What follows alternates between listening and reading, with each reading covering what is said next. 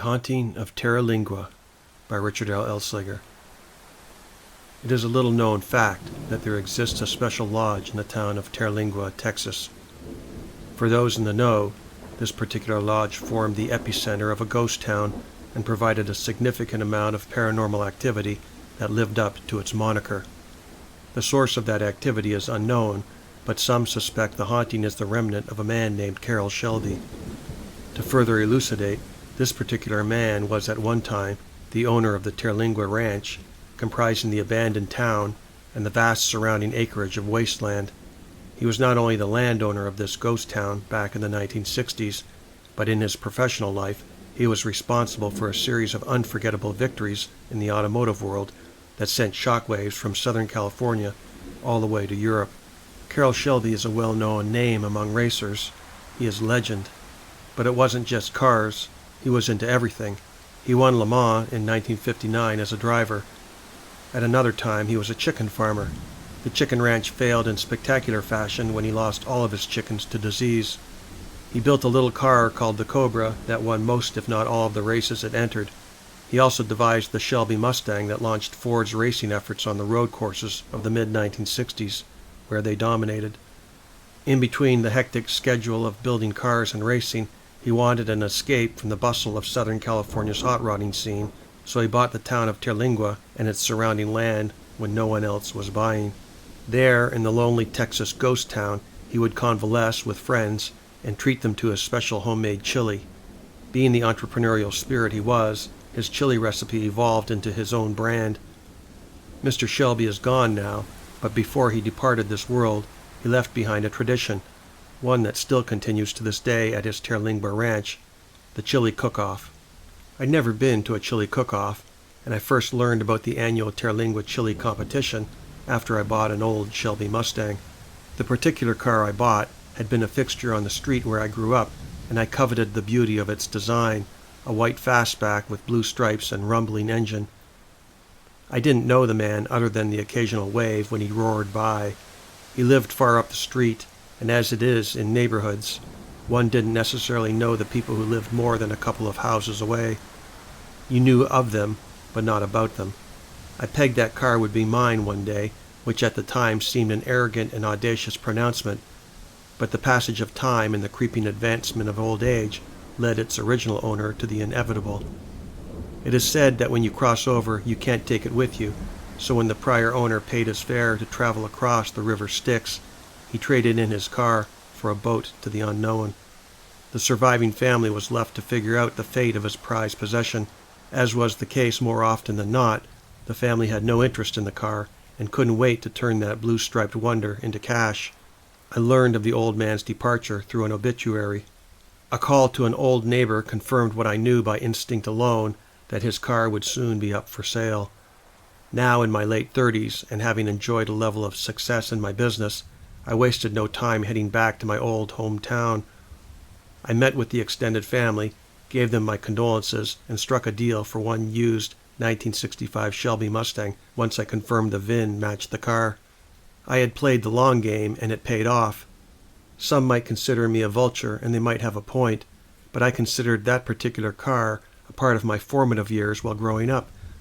While I didn't have legal title to the car at that time, I somehow felt an inexplicable bond to the old horse, a bond that might be lost on anyone who considered cars merely as transportation and nothing more. Worse, the car might have sold to some miserable flipper with no attachment to the old Shelby, other than as a device to churn a profit. So was I truly a vulture, or was I a curator, a caretaker to the car's history, bearing witness before passing on the torch to the next in line when I, too, inevitably traded in my car for a riverboat ride? I maintain that the car was better left in my hands. When the transporter rolled up to my house, the commitment set in, and I celebrated the arrival with a spirited drive along some twisting two-lane blacktop. The Shelby's exterior was faded but original. The interior was aged as well, like fine wine. The only thing missing was Carroll Shelby's signature on the glove box, I mused. When I returned home from the inaugural drive, like a true historian, I plunged into the background of this car and came to realize that it had quite a checkered past. The family told me a bit about the car, when it had been purchased and the name of the original dealership from whence it came, but they left out other pertinent facts. Whether that was by design or lack of knowledge, I couldn't say. The Shelby American World Registry spoke of illegal street racing in the early days of ownership. The owner was a known threat on the blacktop and lined his pockets with significant payouts for winning on late Friday nights. And there I thought he was some sedate older man. Sometimes the grooves and curves carved into a wizened face are more reflective of the wild roads traveled than they are of the grooves and curves of old age. I gained even greater respect for the old guy upon discovering this fact. Upon acquiring the Shelby Mustang, I took a deep dive into the lore of not only this specific car, but also the life of Carroll Shelby and his story. That is when I happened upon the Terlingua Ranch and the tradition of the chili cook-off. Apparently the cook-off started as a contest in 1967. It is said that Carroll Shelby served as an adjudicator between a Texas historian named Wick Fowler and a New York journalist, H. Allen Smith, to settle a feud between the men, the issue being whether a New Yorker or a Texan could make the best tasting chili.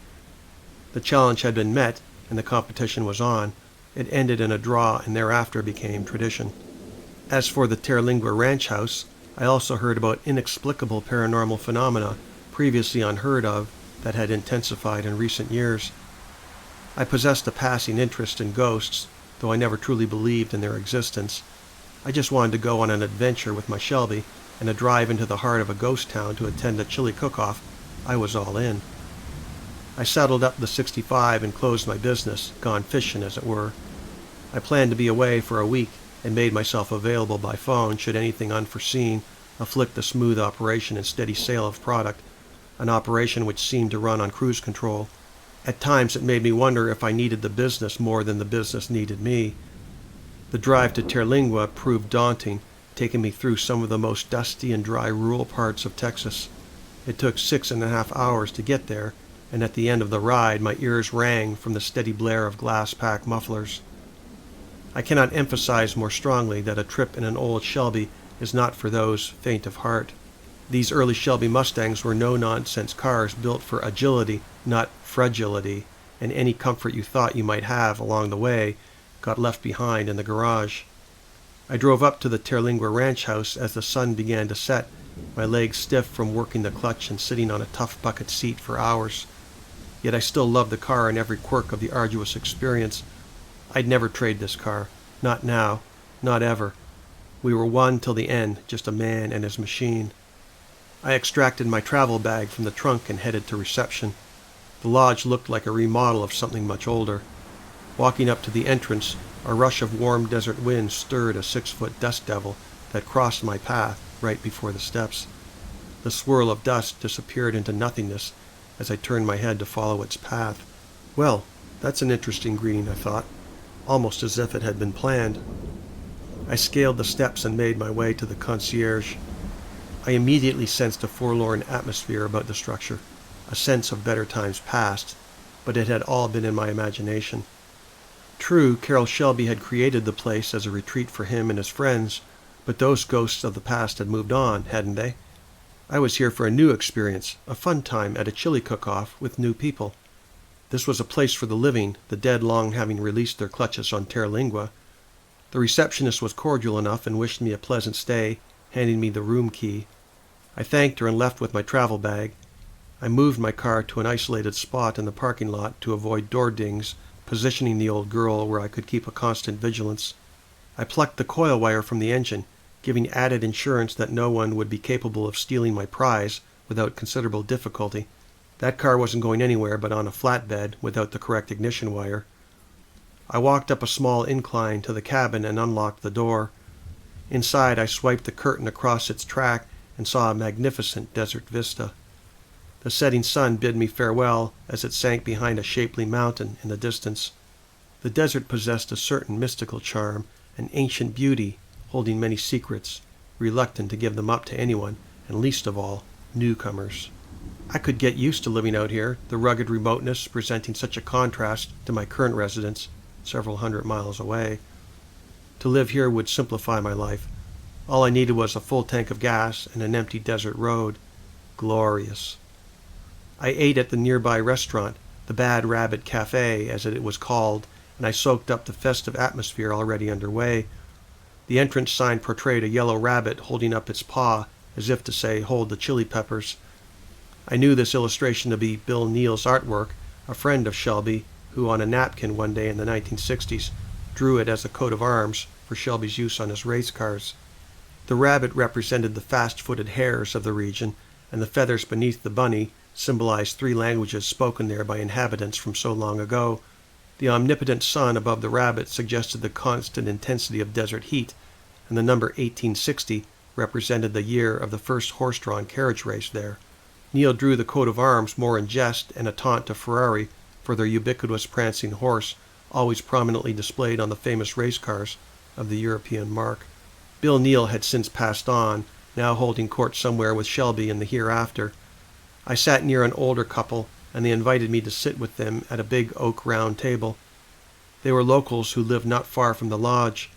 They regaled me with tales about Terlingua, how it had changed over the decades, told me of their peaceful solitude of desert life and the challenges it brought.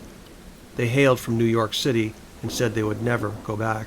I understood them implicitly. I asked in passing about the paranormal experiences mentioned in recent years. They fell rather silent and deflected the question, stating that most were rumors, idle speculations with no basis in reality. But I could see by the look in their faces that I had struck a vein. Now whether that vein would yield gold or lead, I had no doubt I would eventually find out. At the end of the meal, they wished me a good time at the cook-off. I paid for my dinner and theirs. They refused at first, but I insisted. The stories alone were worth the price of admission. They acquiesced, and I departed to my room. Leaving the restaurant, I looked up to the night sky and beheld the most beautiful Milky Way, a thing I'd only seen in pictures but now viewed in real time. The sight bedazzled me, made me pause in awe at the galaxy that surrounded us. I never saw so many stars. I continued on to my room, thinking deep and ponderous thoughts about all things greater, things beyond our comprehension. I crashed on the bed, blue jeans and all, then descended into a fitful sleep. Almost immediately I heard a hearty laugh echo in my room, or did it originate from somewhere else, perhaps from the inner recesses of my thoughts? I was not awake, yet somehow awake. I found myself as a child riding a pedal car. A flash of light put me in high school as a 15-year-old. I drove a 2-door Ford sedan back and forth, owned by a man I did not recognize. Headlines of war flashed before me and reverberated through my head. I was transported to an airfield and reported for duty at the Army Air Corps, enlisting for a role totally alien to me. I wasn't a flyer. I knew nothing about how to fly a plane. I struggled to waken from this nightmare. Now I commandeered a B-26 bomber. I was terrified of going to war in this nightmare, my greatest fear that if I died in my dream, I might never wake up. I did not get shipped out, but remained stateside in this weirdly fashioned world. I acted as a flight instructor for other pilots. As fast as the war appeared on the horizon, it ended and disappeared behind me. I watched these events from a rear-view mirror, the mirror in my Shelby Mustang. Everything flashed before me on fast forward. I started many businesses, watched them rise and fall. I got into racing and joined the Aston Martin team. I drove at Le Mans and saw the checkered flag drop. I had actually won Le Mans. It felt so real. My heartbeat turned erratic and the palpitations scared me. I found myself popping nitroglycerin pills to steady my erratic heart. I could not distinguish my surroundings, fantasy meshing with reality like a fog, obscuring any clear thoughts I might have had. I didn't want to die in my sleep, but my heart beat so heavily I wanted to wake from this pounding drum inside my chest. I was stateside once more, and I could no longer race due to my heart condition. But I had no heart condition. This was somebody else's life. My body, my spirit, had abruptly been co-opted by another and forced to occupy their ethereal plane of existence. The entity overrode my personal thoughts, substituting their own. The entity had something left to do. I got an idea to build my own sport car.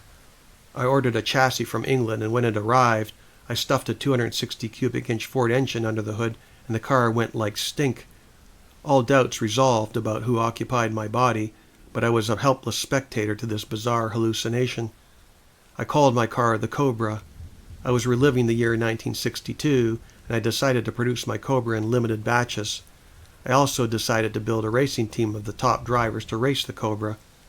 I opened a shop in Venice, California, with a small assembly line, and things happened fast. My first Cobras were a hit with the general public, and the racing versions destroyed all challengers to the throne of the checkered flag, the throne I once occupied as a racer and now as a constructor. My body was pulled to 1965 at the starting grid of a track somehow familiar to me. I remote viewed from above a complement of Cobras, Corvettes, Jaguars, and Shelby Mustangs assembled to the fray.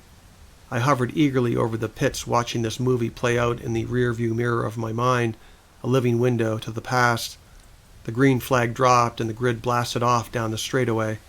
The acrid smell of racing fuel, the cacophony of unrestricted exhaust, the high velocity of old machines running at full tilt astounded me.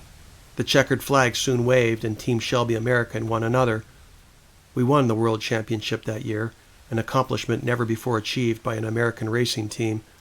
The elation of victory coursed through my body as if I had been there, as if I were the man himself. My discorporated mind found me transported halfway across the world, back to Le Mans once more. The men around me were in team uniforms, blue and white emblazoned with the Cobra name sewn on the back. The French girls at the track were dressed in go-go boots and miniskirts. I saw GT40s lining up for the race. I watched them finish 1, 2, and 3. This was all happening too fast. In a flash, I was back to California again, my Mustangs winning races all over the country. I watched Ford become a nuisance to me, interfering in my production facility.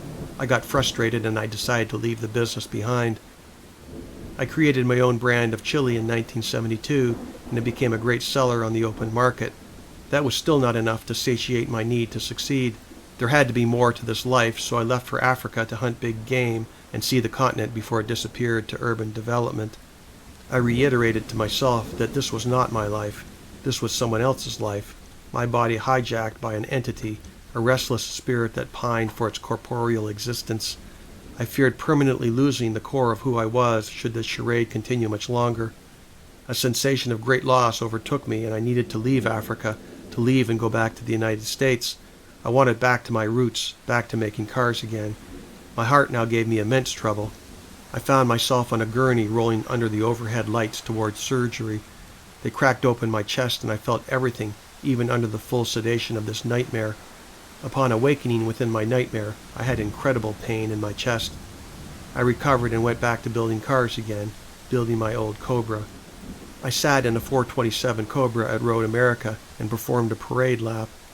I was back in the game again and felt great. I opened a factory in Nevada and sales thrived, but I grew so very tired. I saw my reflection in the rearview mirror and it showed an old man. I never thought I'd get here with a bad heart, but there I was. I felt sick. I knew how this would end. I needed to wake up, now. Bright rays of light shine upon my face and my eyes snap open. I am sitting in the passenger seat of my Shelby Mustang, and the cabin is bathed in the warmth of a rising sun.